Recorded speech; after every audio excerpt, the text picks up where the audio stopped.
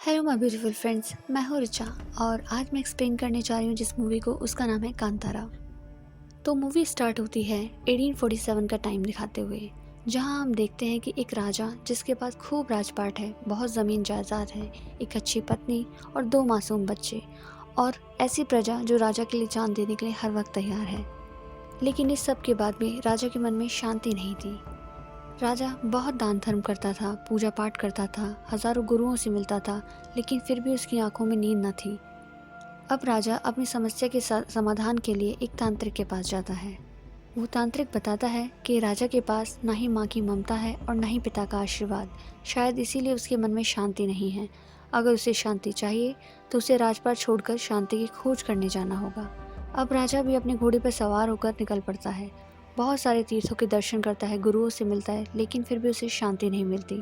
तो उसे लगता है शायद इस संसार में शांति है ही नहीं।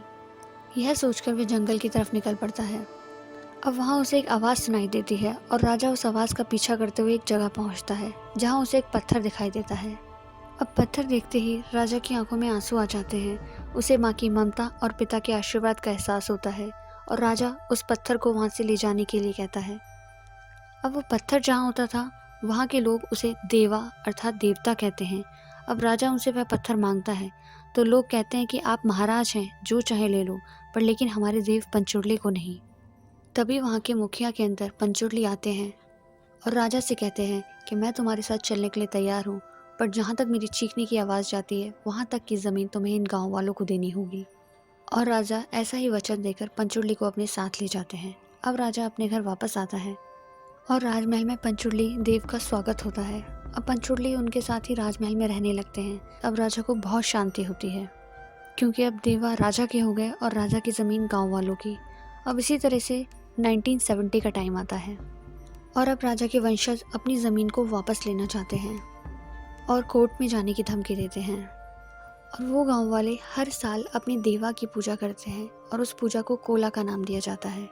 कोला हमेशा मुखिया का बड़ा बेटा करता है और पूजा करते हुए उसे देवा की तरह सजाया जाता है। अब देवा नाचते हैं, चिल्लाते हैं और उनका चिल्लाना बहुत ही आक्रामक लगता है। ऐसा लगता है कि वाकई कोई सुपरनेचुरल शक्ति चिल्ला रही है। अब ये सब देखकर राजा के वंशज देवा से उनकी दी हुई ज़मीन वापस मांगते हैं, लेकिन देवा के मना करने पे राजा के वंशज कोर्ट जाने की धमकी देते हैं और देवा पर आरोप लगाता है कि वो कोई देवा नहीं बल्कि एक नर्तक है। जिसे सुनकर देवा क्रोधित होकर जंगल की तरफ भाग जाते हैं और एक आग की गोली में जाकर गायब हो जाते हैं। और ये सब उनका बेटा शिवा देख रहा होता है और अपने पिता को ऐसे गायब होते देखकर वो बहुत डर जाता है। गांव वाले भी बहुत शौक हो जाते हैं, क्योंकि वहाँ पे देवा के कोई निशान नहीं होते। और दूसरी तरफ हम देखते हैं कि राजा का वंशज वहीं कोर्ट की सीढ़ियों पर खून की उल्टी कर मर जाता है। अब टाइम आता है 1990 का। अब यहाँ राजा का अगला वारिस होता है, जिसे हम साहिब बोलते हैं। साहिब बहुत ही अच्छा और दयालु इंसान होता है।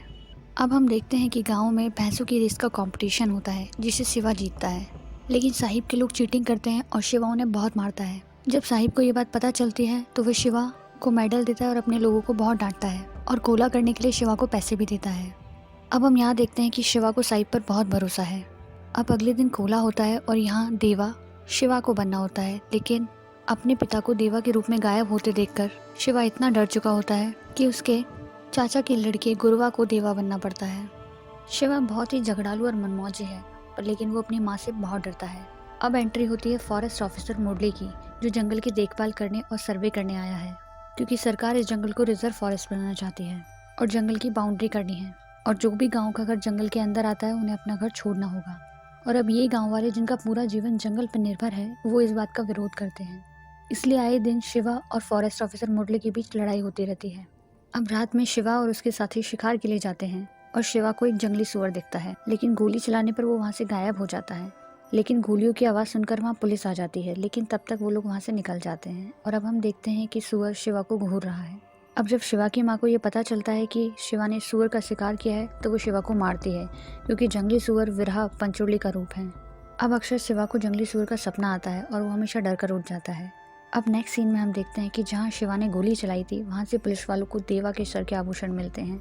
अब दूसरे सीन में हम देखते हैं कि साहिब शिवा के दोस्तों को खाना खिलाकर और दारू पिलाकर अपने गांव वालों की ज़मीन के कागज़ लाने के लिए बोलते हैं, क्योंकि अब सर्वे होगा और सरकार उनकी सारी ज़मीन अपने नाम करा लेगी। अब नेक्स्ट दिन का फेस्टिवल भूत कोला होता है और कोला में हमेशा देवा शिवा के चाचा का लड़का गुरुआ बनता है। अब कूला में बहुत पटाखों की आवाज़ आती है और ये पटाखों की आवाज़ सुनकर फॉरेस्ट ऑफिसर मुरली आ जाता है और वो पटाखों के शोर से जानवर परेशान होंगे इसलिए पटाखे जलाने के लिए मना करता है, जिससे कि शिवा और फॉरेस्ट ऑफिसर मुरली के बीच फाइट हो जाती है। लेकिन साहिब उस फाइट के बीच में पड़कर उसे शांत करते हैं। अब रात में हम देखते हैं कि फिर से शिवा सपने में डरता है और हम देखते हैं कि शिवा को एक लड़की लीला, जो कि उसकी गर्लफ्रेंड है, अब वो फॉरेस्ट सिक्योरिटी गार्ड बन गई है और शिवा और लीला की अच्छी लव स्टोरी चल रही होती है। लेकिन फॉरेस्ट सिक्योरिटी गार्ड बनने के बाद वो मुरली की टीम में आ जाती है। अब मुरली पहले से ही शिवा से बहुत नफरत करता है, इसलिए वो लीला को day and night security guard के लिए बोलता है और अब सर्वे भी शुरू हो जाता है और आज उन्हें फॉरेस्ट की बाउंड्री भी क्रिएट करनी है, इसलिए वो सब वाले गांव विद्रोह पर उतर आते हैं और फिर से गांव वाले और पुलिस के बीच झगड़ा हो जाता है, जहां शिवा पुलिस वालों पर बहुत भारी पड़ता है। लेकिन मुरली बंदूक का डर दिखाकर शिवा को बांध देता है और बाउंड्री कर देते हैं। अब ये सब हो जाने के बाद सभी लोग अब साहिब के पास मदद मांगने जाते हैं, जहां साहिब सबसे अपने ज़मीन के कागज़ मंगाता है और कहता है कि हम कोर्ट केस करेंगे और आप सबकी ज़मीनें वापस करा देंगे। सभी लोग साहिब पे भरोसा कर अपनी ज़मीन के कागज़ साहिब को दे देते हैं और अब गांव वाले और पुलिस वालों के बीच एक नई तरह की जंग छिड़ जाती है और गांव वाले पुलिस वालों को परेशान करने के लिए नए नए ट्रैप सेट करते हैं। अब शिवा और उसका ग्रुप प्लान बनाता है कि अगर हम पेड़ काटें तो फॉरेस्ट ऑफिसर मुरली को सज़ा मिलेगी और उसकी नौकरी चली जाएगी। लेकिन मुरली को ये पता चल जाता है, इसलिए वो जीप लेकर रात में ही जंगल पहुंच जाता है। लेकिन बदकिस्मती से वही पेड़ मुरली की जीप के ऊपर गिर जाता है। अब शिवा और उसका ग्रुप बहुत डर जाता है क्योंकि वो सिर्फ मुरली को डराना चाहते थे, मारना नहीं, क्योंकि अब उन्होंने एक पुलिस वाले को मारने की कोशिश की है। अब इसलिए उनके खिलाफ पर्चे छप जाते हैं, इसीलिए वो लोग जंगल में छिपकर रहते हैं। दूसरी तरफ मुरली की जान बच जाती है, लेकिन शिवा उसको अभी भी जंगली सुअर के सपने आते रहते हैं। वो देखता है कि वो वापस उसी गोले में पहुंच गया है जहां उसके पिता गायब हुए थे और ये सब देखकर वो डरकर उठ जाता है। अब जब शिवा और उसके दोस्तों को पता चलता है कि सारे पुलिस वाले बच गए हैं तो वो गांव वापस आते हैं अपने परिवार से मिलने और सभी पकड़े जाते हैं, लेकिन किसी न किसी तरह वो अपनी जान बचाकर वापस जंगल भाग जाते हैं। अब नेक्स्ट सीन में हम देखते हैं कि शिवा अपनी गर्लफ्रेंड से मिलने आया है और वो रोमांस कर ही रहे होते हैं कि इसी बात का फ़ायदा उठाता है फॉरेस्ट ऑफिसर मुरली और वो उन्हें गिरफ्तार कर लेता है। अब शिवा और उसके दोस्त सभी जेल में होते हैं। अब दूसरी तरफ हम देखते हैं कि शिवा के चाचा का लड़का गुरवा, जो हमेशा देवा बनता है, उसे साहिब अपनी जीप में बिठाकर कहीं ले जाते हैं और ये बात वहाँ से जा रहा एक लोहार देख लेता है। अब साहिब, जिसे हम बहुत अच्छा इंसान समझते हैं, अब उसका असली चेहरा सामने आता है क्योंकि वो गुरवा से देवा बनकर सारी ज़मीन वापस देने को कहता है। लेकिन जब गुरवा मना करता है तो वो गुस्से में उसका खून कर देता है और उसकी लाश देवा के मंदिर के सामने फेंक देता है। अब पूरा गांव शॉक में हो जाता है क्योंकि गुरवा बहुत ही अच्छा इंसान होता है कि उसके साथ ऐसा किसने किया। पर गुरवा की मौत की बात गांव वाले शिवा को नहीं बताते क्योंकि अगर शिवा आएगा तो उसके साथ पुलिस भी आएगी और वो लोग पोस्टमार्टम वगैरह करेंगे, जिससे देवा का अपमान होगा। अब जब शिवा को ये बात पता चलती है कि उसका भाई मर चुका है तो वो पूरी तरह से टूट जाता है। अब दूसरी तरफ पुलिस वालों को पता चलता है कि साहिब ने सभी गाँव वालों की ज़मीन अपने नाम करा ली है और हर बार वो 20 एकड़ और एक्स्ट्रा ज़मीन पर कब्जा करता जा रहा है। अब दूसरी तरफ साहिब अपने बेटा, जो अपाहिज है, उसे एक स्टोरी सुनाता है कि किस तरीके से उसके पूर्वजों ने देवा को अपनी ज़मीन दे दी थी, पर लेकिन अब वो उसे वापस छीन लेगा, इसके लिए उसने खून भी कर दिया है और कैसे वो हमेशा से अच्छा बनने का नाटक कर रहा है। अब कुछ दिनों बाद शिवा की ज़मानत हो जाती है और शिवा वापस साहिब के पास आता है और साहिब वापस उसे शराब पिलाकर और झूठ बोलकर कि तुम्हारे भाई गुरवा का खून मुरली ने किया है, ऐसा कहकर उसे फॉरेस्ट ऑफिसर को मारने के लिए भेज देता है। शिवा बहुत गुस्से में मुरली को मारने के लिए जाता है, लेकिन रास्ते में वो माल फूंकने लगता है तो वहाँ उसे पता चलता है कि वो लोहार नशे की हालत में बोलने लगता है कि लास्ट टाइम उसने गुरवा को साहिब के साथ देखा था। पर अभी भी शिवा नशे में होता है, पर लेकिन जब साहिब के लोग शिवा को मारने आते हैं तब शिवा सब समझ जाता है कि उसके भाई गुरवा को साहिब ने मारा है। अब वो अपने घर आता है, पर इस बार शिवा को वापस रास्ते में सूअर मिलता है, बट इस बार वो सूअर से डरता नहीं बल्कि उसका पीछा करता है। तो उसे देखता है कि वो कोई और नहीं बल्कि पंचुटली ही हैं और वापस वो उसी आग के गोले में आ जाता है जहाँ उसके पिता गायब हुए थे। वहाँ दूसरी तरफ मुरली फॉरेस्ट ऑफिसर आकर गाँव वालों को बताता है कि किस तरीके से साहिब ने उनकी ज़मीन अपने नाम करा ली है। अब गाँव वाले अपनी ज़मीन के लिए पुलिस वालों से मदद मांगते हैं। अब हमें यहाँ पता चलता है कि फॉरेस्ट ऑफिसर मुरली बहुत ही अच्छा इंसान है, वो बस जंगल को बचाने की कोशिश कर रहा है, ना कि गांव वालों को नुकसान पहुंचाने की। अब पुलिस वाला उन्हें समझाता है कि अगर हम किसी भी तरीके से इस जंगल को रिजर्व फॉरेस्ट घोषित कर दें तो साहिब ये ज़मीन अपने नाम नहीं करा पाएगा और बाद में गांव वाले सरकार से जाकर बात कर सकते हैं कि वो उन्हें वहाँ रहने दें। अब पुलिस वाले और गांव वाले दोनों एक साथ मिल जाते हैं और शिवा भी मुरली के साथ हो जाता है। इतने में ही साहिब भी अपने लोगों के साथ वहाँ पहुँच जाता है। अब यहाँ सभी लोग दो गुटों में बट जाते हैं, एक तरफ होते हैं पुलिस वाले और गाँव वाले और दूसरी तरफ होते हैं शिवा के लोग जो साहिब से लड़ने के लिए तैयार होते हैं। अब साहिब के लोग पुलिस वालों और गांव वालों पर हमला कर देते हैं, लेकिन वो भी बहुत डटकर सामना करते हैं। चारों तरफ लड़ाई झगड़ा शुरू हो जाता है और पूरा गांव जलकर शमशान बन जाता है।